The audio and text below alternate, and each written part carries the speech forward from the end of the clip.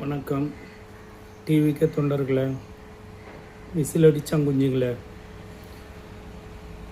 ரொம்ப தப்பாக நடந்துக்கிறீங்க. பதவி ஏற்கிறதுக்கு முன்னாடி எப்படி பண்ணுறீங்க? சரியில்லை. உங்கள் மேலே சின்ன குழந்தை முதல் வயசுக்கு வந்த பொண்ணுங்க, அக்கா, அம்மாலாம் ரொம்ப மரியாதை வச்சுன்னு இருந்தாங்க. நீங்கள் தப்பு மேலே தப்பு பண்ணுறீங்க. ஜாக்கிரதையாக இருங்க. பதவி ஏற்கிறதுக்கு முன்னாடி எப்படி இன்னும் யார் யார் குடும்பத்தில் என்னென்ன நடக்க போதோ தெரியல. தைரியம் இருந்தால் நான் லைவில் வருவேன், வாங்க. இப்போ கமெண்ட்டை போடுங்க, அதுக்கு நான் பதில் சொல்கிறேன். ஆனால் லைவில் வரும்போது நல்லா கவனமாக இருங்க.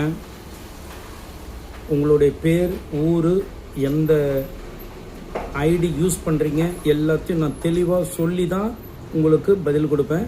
ஆனால் நீங்கள் எவ்வளோ கெட்ட வார்த்தை போட்டு பேசினாலும் என்னுடைய பதில் நேர்மையான பதிலாக தான் இருக்கும். நேர்மறையான பதிலாக இருக்காது. ஓகே, பாருங்கள். இப்போவே ஆடை வெட்டுறீங்க, நாளைக்கு ஆளை வெட்ட மாட்டிங்களா? இப்போவே ஒரு ஆள் சந்தோஷத்தில் பட்டாக்கத்தி எடுத்து கேக்கு முறிக்கிறாரு.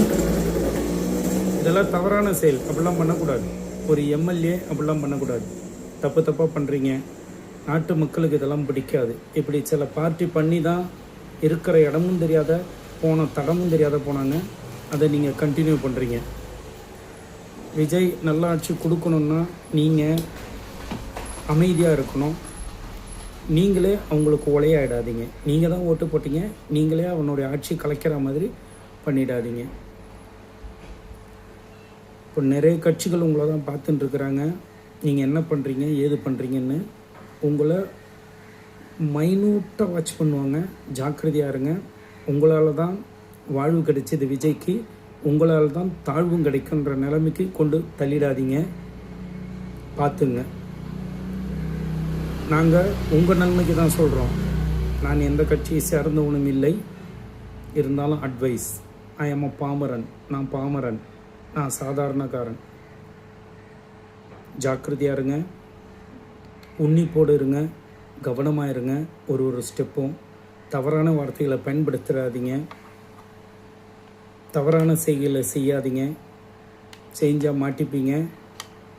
எல்லா டிவி சேனலும் உங்களை பற்றி தான் சுத்தம். விஜய் அவர்கள் பதவியேற்று 6 மாதம் கூட கட்சி நடத்த விடாதபடி, மறுதேர்தல் வராதபடி நீங்கள் பண்ணாதீங்க.